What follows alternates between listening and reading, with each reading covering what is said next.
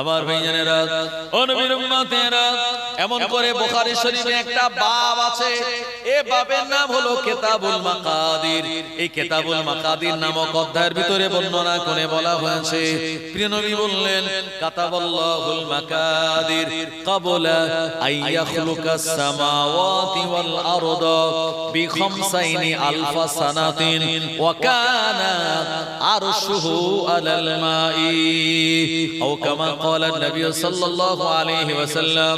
প্রিয় নবী আমার জানিয়েছেন, প্রতিটা মানুষের তাকদীর সমূহ আমার আল্লাহ আসমান ও জমিন তৈরি হওয়ার বিখামসাইনি মানে 50, আলফুন মানে হলো হাজার, সানাতুন মানে বছর, আসমান জমিন তৈরি হওয়ার 50,000 বছর আগে আল্লাহ পাক আমাদের তাকদীর গুলি লিপিবদ্ধ করে রেখে দিয়েছেন। একবার প্রাণ খুলে বলেন সুবহানাল্লাহ। তাকদীর দুই প্রকারের। প্রথম তাকদীরকে বলা হয় তাকদীরে মুআল্লাক মানে ঝুলন্ত তাকদীর, আর একটা তাকদীর হলো তাকদীরে মুবরাম, এটা অপরিবর্তিত তাকদীর। ও আমার ভাইজানেরা, আমাদের তাকদীর যেটা 50,000 বছর আগে লেখা হয়ে গেল আসমান জমিন তৈরির, আমরা ছেলে না মেয়ে হয়ে দুনিয়ায় যাব, ওটা আল্লাহ নির্দিষ্ট তাকদীরে লিখে রেখে দিয়েছেন।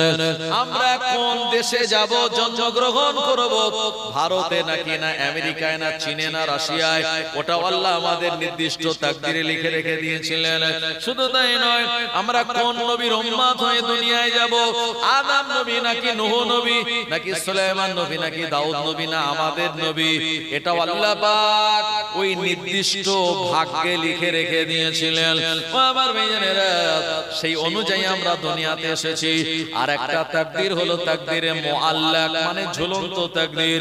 এই তাকদীর হলো কোন বুজুর্গ ব্যক্তির দোয়ায় আমাদের ভাগ্য পরিবর্তন হয়, পিতা মাতার আশীর্বাদে দোয়ায় ভাগ্য পরিবর্তন হয়, আর আপনার ভালো কাজের বিনিময়ে আল্লাহ পাক ভাগ্য পরিবর্তন করে খারাপটা তুলে দিয়ে ভালোটা লিখে দেন। আপনি যদি দুনিয়াতে ভালো কাজ করেন, ভালো আদেশ দেন, আপনি যদি দুনিয়াতে মদ পান না করেন, আপনি যদি দুনিয়াতে মানুষকে কষ্ট না দেন, আপনি যদি দুনিয়াতে সদা সর্বদা সত্য কথা বলেন, সত্যের পক্ষে থাকেন, ন্যায় বিচার করেন, অন্যায় অপরাধকে আপনি প্রতিবাদ করেন, এই ভালো কাজের সঙ্গে আপনি যখন থাকবেন, আমার আল্লাহ পাক আপনার তাকদীর সমূহকে ভালো কিছু লিখে দেবেন। যখন আপনি অন্যায় অপরাধ করবেন, জুলুম অত্যাচার করবেন, সমাজে নানান রকম অন্যায় অপরাধের সঙ্গে জড়িয়ে পড়বেন, তখন আমাদের ভালো তাকদীর গুলিকে তুলে নিয়ে খারাপ গুলি লিখে দেওয়া হবে। ও আমার ভাইজানেরা, প্রিয় নবী সাল্লাল্লাহু আলাইহি ওয়াসাল্লাম তাকদীর লেখার আওয়াজ পেয়েছিলেন, ওখান থেকে নবীজি চলে গেলেন আমার আল্লাহর আরশে আজিমে। জোরে বলুন সুবহানাল্লাহ। আল্লাহ পাকের আরশে আজিম যেখানে, এই জায়গায় যাওয়ার পর জিবরাইল আলাইহিস সালাম বললেন, ইয়া রাসূলুল্লাহ হাবিবাল্লাহ, হুজুর আমি আর যাব না, এবারে আপনি একা যান। নবীজি বললেন, আমি কাবা বাইতুল্লাহর মসজিদে হারামে ঘুমাচ্ছিলাম, ওখান থেকে আমাকে বাইতুল মুকাদ্দাসে নিয়ে আসলে, ওখান থেকে প্রথম দ্বিতীয় তৃতীয় চতুর্থ পঞ্চম ষষ্ঠ সপ্তম আসমান অতিক্রম করিয়ে বাইতুল মামুর, সিদরাতুল মুনতাহা, লাওহে মাহফুজ, ওখান থেকে আরশে আজিমের কাছে এসে আমায় ছেড়ে দাও কেন?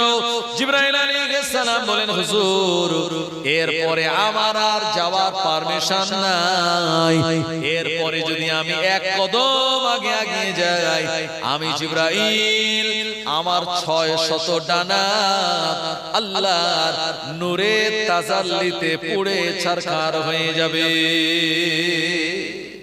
কি বুঝলেন?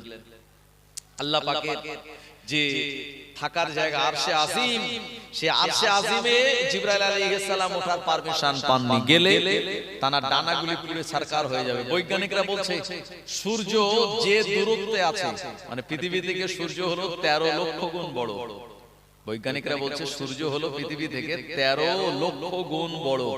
সূর্যকে আল্লাহ যে জায়গায় সেট করেছেন ওখান থেকে যদি আরেকটু নামিয়ে আনেন তো পৃথিবীর টেম্পারেচার ওই 35-36 বা 40-42 এরকম থাকবে না, এটা তখন 70-80-তে পৌঁছে যাবে, যেটা মানুষের বসবাসের অনুপযোগী হয়ে যাবে, আমরা আর বাঁচবই না এখানে। আর সূর্যকে আল্লাহ যে জায়গায় সেট করেছেন এখান থেকে যদি আরেকটু উপরে তুলে নেন তো গোটা পৃথিবীতে সব বরফ জমে যাবে, সব সময় মানে আইসে একদম ভরপুর হয়ে যাবে। আমরা ঠান্ডায় এমনিতেই অবস্থা খারাপ, এমনিতেই পৌষ মাসে মোটামুটি রাতের বেলা 12, 13, 14 বা কোনোদিন 11 হচ্ছে, তাতেই আমাদের কি কম্পন লেগে যাচ্ছে, আমরা হিটার চালাচ্ছি, আমরা খুব সাবধানে চলাফেরা করছি আমার ভাইজানেরা। আর এই সূর্যটাকে আল্লাহ আমাদের জন্য এমন একটা জায়গা সেট করেছেন যেটি মানুষের বসবাসের উপযোগী। একবার জোরে বলুন সুবহানাল্লাহ। আমার ভাইজানেরা, ও নবীর উম্মত উম্মাদানিরা, প্রিয় নবী দিন দুনিয়ার বাদশা নবী পাক সাল্লাল্লাহু আলাইহি ওয়াসাল্লাম ওখান থেকে তিনি আমার আল্লাহ পাকের আরশে আজিমে যাবেন। জিবরাইল আলাইহিস সালাম বলেন, হুজুর আমি আর যাব না, এ পর্যন্তই আমার পারমিশন। প্রিয় নবী সাল্লাল্লাহু আলাইহি ওয়াসাল্লামের নালাইন শরীফ ছিল তানার পায়ে। ঠিক আছে, মাশাআল্লাহ। ফুরফুরা শরীফ থেকে হুজুর এসেছেন? ও আচ্ছা, ঠিক আছে, স্টেজে আসুন। আমার ভাইজানেরা, আপনাদের আমন্ত্রিত হযরত তিনি চলে এসেছেন, নির্ধারিত টাইমে তিনি স্টেজে ঠিক চলে আসবেন। কিন্তু দুঃখের বিষয়, সভাপতি সাহেব বলছিলেন আক্ষেপ করে যে আপনারা এখনো অনেকে আসেননি, ওই যে খাবারের দোকানে বিভিন্ন জায়গাতে আপনারা ঘোরাফেরা করছেন। আমি সবাইকে সবিনয় নিবেদন করব, দেরি না করে আপনারা সবাই মজলিসে চলে আসুন আর প্রাণ খুলে একটু দরুদ শরীফ আল্লাহুম্মা সাল্লি আলা সাইয়্যিদিনা মাওলানা মুহাম্মদ ওয়া আলা আলি সাইয়্যিদিনা। চাঁদ বলে আমি নয় তুমি নবী সুন্দর, ফুল বলে সুবাসিত নবীজির অন্তর। চাঁদ বলে আমি নয় তুমি নবী সুন্দর, ফুল বলে সুবাসিত নবীজির অন্তর। তারাদের দল বলে তুমি প্রিয় দরবে, মেঘ বলে পানি হয়ে তুমি নবী সরবে। মানুষের কাছে তুমি রহমের বন্ধন, মানুষের কাছে তুমি রহমের বন্ধন।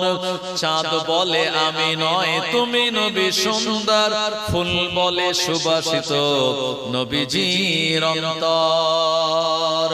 রোদ বলে খুশি মনে তুমি নবী শান্তির, শেষ করে দিলে তুমি ছিল যত ভ্রান্তি।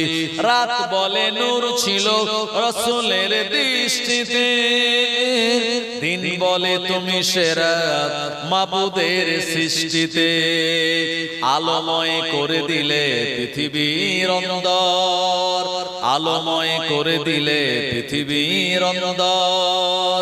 চাঁদ বলে আমি নয় তুমি নবী সুন্দর, ফুল বলে সুবাসিত নবীজির অন্তর। আরবের পথ বলে তুমি নবী মুক্তির, বয়ে দিলে ধরণীতে বায়ু তাপ স্বস্তির। মদিনার বাতাসেরা এসে বলে বাংলায়, আকাশের সুখ নামে প্রতিদিন রওজায়। জোরে হবে না সুবহানাল্লাহ?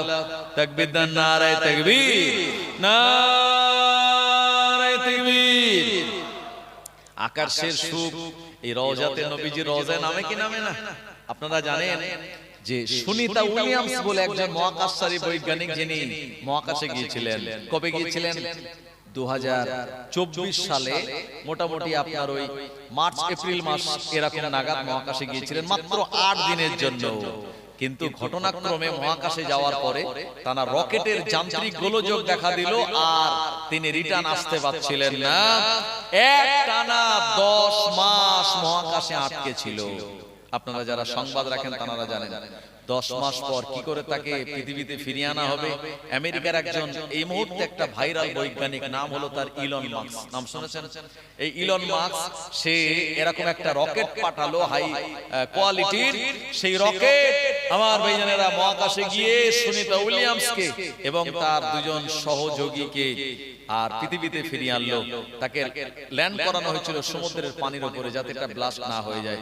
আমার ভাইজানেরা এরপরে সুনিতা উইলিয়ামসকে জিজ্ঞেস করা হলো, ম্যাডাম আপনি 10 মাস মহাকাশে থাকলেন, তো ওখান থেকে যে ইনফরমেশন গুলি আপনি এনেছেন তো কিছু কিছু দিন, তো বললো অনেক ইনফরমেশন আমি এনেছি, সেখান থেকে দুটি আমার কাছে খুব গুরুত্বপূর্ণ মনে হচ্ছে।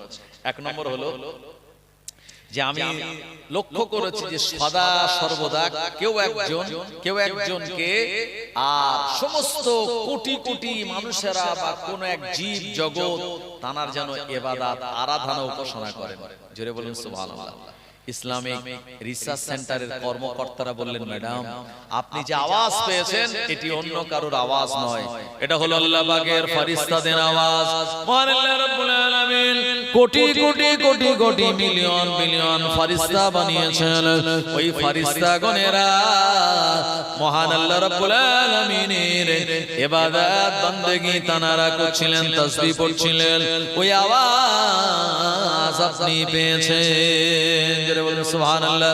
ও আমার ভাইজানেরা, আরেকটা ইনফরমেশন দিয়েছিল, আমি আমার টেলিস্কোপ যন্ত্র দিয়ে আমি মহাকাশ থেকে লক্ষ্য করে দেখলাম জমিনের দিকে দুটো জায়গার উপরে আসমান থেকে কানেকশন, একটা জায়গাতে কালো ঘর, মানুষেরা ঘরটাকে মাঝখানে রেখে প্রদক্ষিণ করে, আর একটা জায়গাতে সবুজ একটা গম্বুজ, এই গম্বুজটা চতুর্দিকে অসংখ্য মিনার, মানুষের এত আবেগ সেখানে, এটি আমি লক্ষ্য করলাম। ম্যাডামকে বলা হলো, ম্যাডাম যে জায়গায় আপনি কালো ঘর দেখেছেন এটা দুনিয়ার কোন মানুষের নয়, এটা হলো মহান আল্লাহ রাব্বুল আলামিনের ঘর, বাইতুল্লাহ, মসজিদুল হারাম, এটি কাবা শরীফ। জোরে বলুন সুবহানাল্লাহ। দ্বিতীয় নম্বরে সবুজ গম্বুজ আপনি যেটা দেখেছেন এটা অন্য কারণ নয়, যিনি হলেন আফতাবে নবুয়ত, খাতামান নবিয়্যিন, ইমামুল মুরসালিন, শাহে মদিনা, মক্কার বাতি মদিনার জ্যোতি, মহান আল্লাহ রাব্বুল আলামিন কা প্যারা, तमाम উম্মতু কা সাহারা, আর সেই প্রিয় নবীজির রওজা মুবারক আপনি দেখেছেন। আসমান থেকে যে কানেকশন আপনি দেখেছেন এটা অন্য কোনো কানেকশন নয়, এটা হলো আমার আল্লাহর আসমান থেকে নাজিল হওয়া রহমতের নিদর্শন। জোরে হবে না? একটু মোহাব্বত করে বলেন আমার ভাইজানেরা। তো এই জন্য কবি বলেছেন, আরবের পথ বলে তুমি নবী মুক্তির, বই দিলে ধরণীতে বায়ু তাপ স্বস্তির, মদিনার বাতাসেরা এসে বলে বাংলায়, আকাশের সুখ নামে প্রতিদিন রওজায়, ভরে গেল সাকিনাতে মদিনার প্রান্তর, ভরে গেল সাকিনাতে মদিনার প্রান্তর, চাঁদ বলে আমি নয় তুমি নবী সুন্দর, ফুল বলে সুবাসিত নবীজির অন্তর। লা ইলাহা ইল্লাল্লাহ, লা ইলাহা ইল্লাল্লাহ, লা ইলাহা ইল্লাল্লাহ মুহাম্মাদুর রাসূলুল্লাহ সাল্লাল্লাহু আলাইহি ওয়াসাল্লাম। আমার ভাইজানেরা, জওয়ানেরা, যুবকেরা, প্রিয় নবী সাল্লাল্লাহু আলাইহি ওয়াসাল্লামের পায়ে আছে মক্কা শরীফে পরা সেই নালাইন জুতা মোবারক। প্রিয় নবী সাল্লাল্লাহু আলাইহি ওয়াসাল্লাম চিন্তা করেন, এই জুতা পায়ে দিয়ে আমি কি আল্লাহর আরশে আজিমে উঠব? না না না। মুসা নবী আল্লাহর সঙ্গে দেখা করার জন্য তুর পর্বতে গিয়েছিলেন। আমার আল্লাহ রাব্বুল আলামিন বলেছিলেন, ফাখলা না আলাইকা ইন্নাকা বিল ওয়াদিল মুকাদ্দাসি তুয়া, হে মুসা তুমি তোমার পায়ের জুতো দুটি খুলে ফেলো, কারণ তুর পর্বত হলো পবিত্র পাক জায়গা, এই জায়গাতে জুতা পায়ে দিয়ে ওঠা যায় না। প্রিয় নবী আমার এ কথা চিন্তা করে জুতা মোবারক খুলতে যাবেন, সঙ্গে সঙ্গে আমার আল্লাহ জানিয়ে দিলেন, হাবিব আপনি আপনার পায়ের জুতাটা খুলবেন না, আপনি আপনার পায়ের জুতাটা পরে আমার আরশে আজিমে চলে আসুন। আমি আল্লাহ আমার আরশে আজিমটা আপনার পায়ের তলার ধুলো বালি গলি লেগে ধন্য হয়ে যাবে। আরো জোরে বলুন সুবহানাল্লাহ। ও নবীর উম্মত উম্মাতানিরা, নবী আমার আল্লাহ রাব্বুল আলামিনের আরশে আজিমে চলে গেলেন। এরপরে আল্লাহর হাবিব তিনি খেয়াল করলেন হযরতে বেলালের পায়ের চলার আওয়াজ আল্লাহর আরশে আজিমে। পিছনের দিকে তাকালেন, না না না, আমার বেলাল তো মক্কা জমিনে, আমি বেলালের পায়ের আওয়াজ কেমন করে পেয়ে গেলাম? আসলে প্রিয় নবী সাল্লাল্লাহু আলাইহি ওয়াসাল্লামকে বেলাল হুজুরের পায়ের আওয়াজ শুনিয়ে আমার আল্লাহ পাক জানাতে চেয়েছিলেন, হাবিব আপনার মহব্বতের সাহাবী বেলাল উনি আমার জান্নাতি। জোরে বলুন সুবহানাল্লাহ। ও জোরে যুবকেরা, নবীর উম্মতেরা, নবী আমার আল্লাহ রাব্বুল আলামিনের সঙ্গে দেখা করার জন্য গেলেন।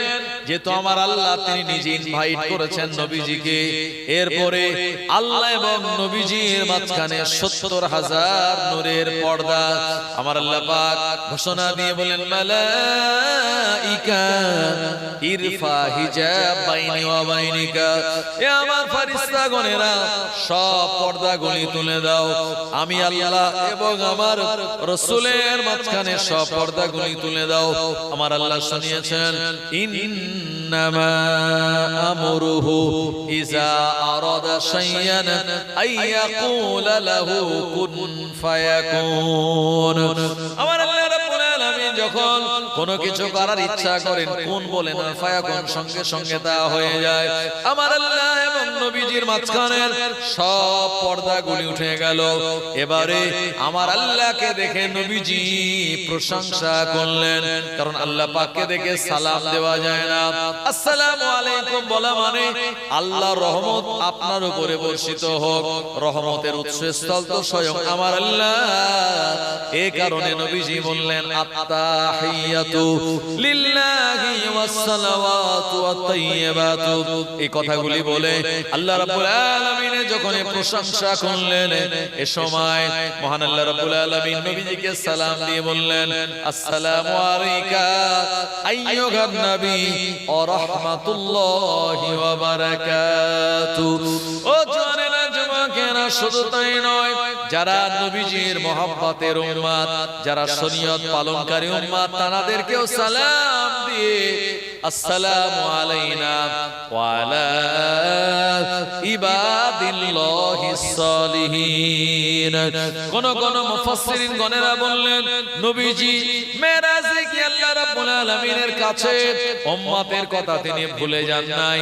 উম্মতের পক্ষ থেকে আমার আল্লাহকে সালাম দিয়ে বলেছিলেন, আসসালামু আলাইনা ওয়া আলা ইবাদিল্লাহিস সালিহিন। আল্লাহ নবীর এই কথোপকথন শুনে ফেরেশতারা জবাব দিলেন, আশহাদু আল্লা ইলাহা ইল্লাল্লাহু ওয়া আশহাদু আন্না মুহাম্মাদান আবদুহু ওয়া রাসূলুহু। ও আমার ভাইজানেরা, আমরা নামাজে যে তাশাহুদ পড়ি, আত্তাহিয়াতু থেকে শুরু করি, এই তাশাহুদ হলো আল্লাহ এবং নবীজি এবং ফেরেশতাদের কথাবার্তা, যেটি মেরাজের রজনীতে হয়েছিল, ওটা আমরা নামাজের ভিতরে তাশাহুদে তেলাওয়াত করি। একবার প্রাণ খুলে বলুন সুবহানাল্লাহ।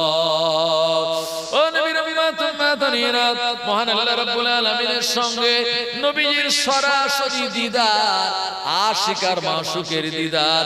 আমার ভাইজানেরা, নবীজির সঙ্গে আল্লাহ রাব্বুল আলামিনের দিদার হলো। এরপরে নবীজি চলে আসবেন, নবীজির চোখের কোণে পানি।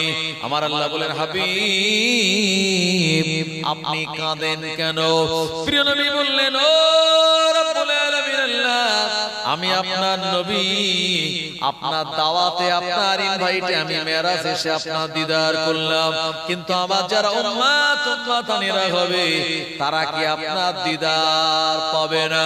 আমার আল্লাহ বলে হাবিব চিন্তা করবেন না, আপনার উম্মতের জন্য আমি আল্লাহ 50 ওয়াক্তের নামাজ দিয়ে দিলাম।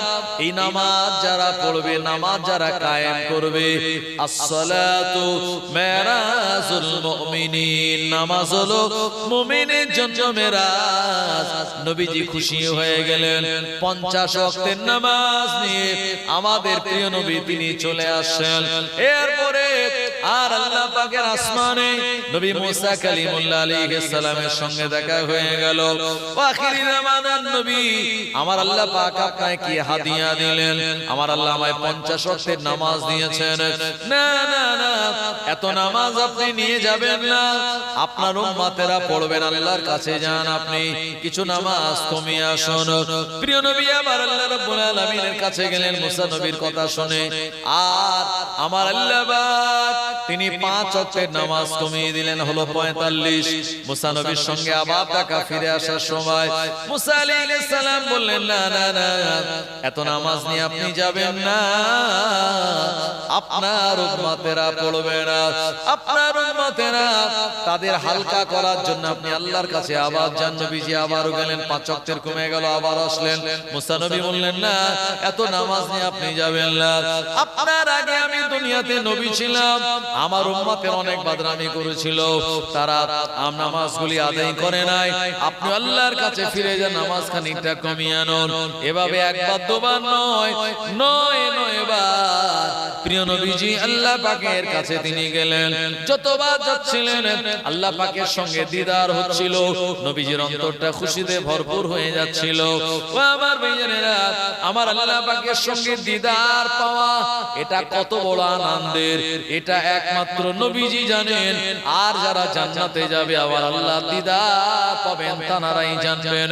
আমার আল্লাহ পাকের দিদার পাওয়াটা কত বড় সুন্দর আর কতটা মজার আনন্দের। মহান আল্লাহ রাব্বুল আলামিনের প্রিয় নবী বললেন, যারা জান্নাতে যাবে আমার আল্লাহ রাব্বুল আলামিন বলবেন, হে আমার জান্নাতি বান্দা বান্দীরা, আমি আল্লাহ তোমাদের সঙ্গে যে ওয়াদা করেছিলাম, আমার ওয়াদা কি তোমরা তা সব পেয়েছো?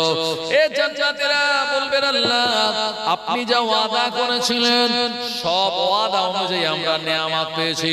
আল্লাহ পাক বলবেন, না না না, এখনো একটা ওয়াদা বাকি আছে, আমি আল্লাহ আমার দিদার পাওয়া এটা তোমাদের জন্য এখনো বাকি আছে। সব জান্নাতে খবর হয়ে যাবে, এলান হয়ে যাবে, এ জান্নাতীরা আমার আল্লাহ আমাদেরকে দিদার দেবেন। ও আমার ভাইজানেরা, সব জান্নাতীরা খুশিতে আনন্দে মশগুল হয়ে যাবে যে আল্লাহ আমাদের রব, যে আল্লাহ আমাদের সব, যে আল্লাহর ইবাদত করলাম, যে আল্লাহ আমাদের প্রভু, ওই আল্লাহর সঙ্গে আমাদের দেখা হয় নাই, আজকে দেখা হবে। সব বান্দারা জান্নাতীরা আমার আল্লাহর সঙ্গে দিদার পাওয়ার জন্য বড় উদ্গ্রীব হয়ে থাকবেন।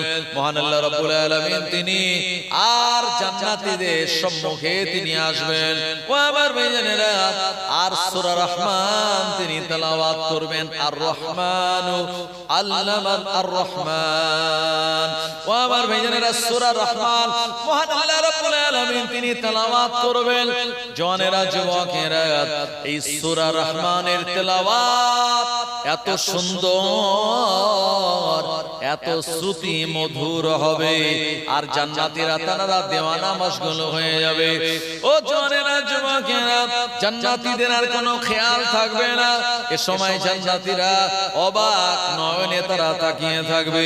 আমার আল্লাহ পাক জান্নাতে সূরা রহমানের এই তেলাওয়াত সুন্দর করে শোনাবেন, আর মাঝে মাঝে ফাবি আইয়ি আলা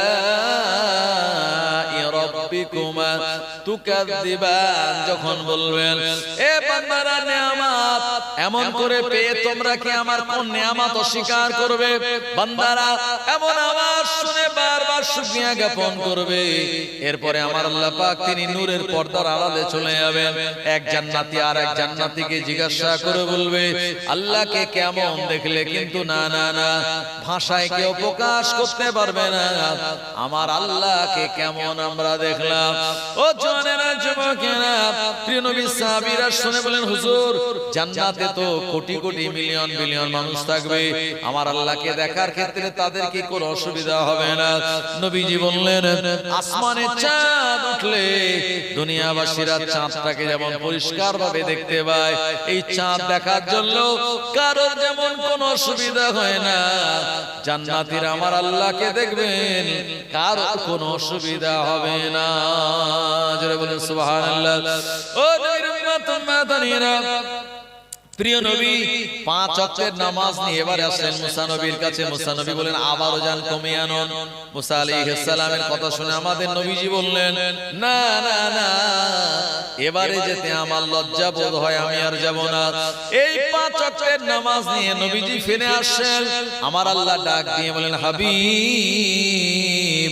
আমি আল্লাহ জানিয়ে দিলাম আপনার উম্মতেরা এই 5 ওয়াক্তের নামাজ তারা যদি আদায় করে, আমি আল্লাহ রাব্বুল আলামিন তাদের নামায় আমলে 50 ওয়াক্তের নামাজ পড়ার সওয়াব দান করে দেব। চোরে হবে না? কত বড় অফার, বিরাট বড় অফার।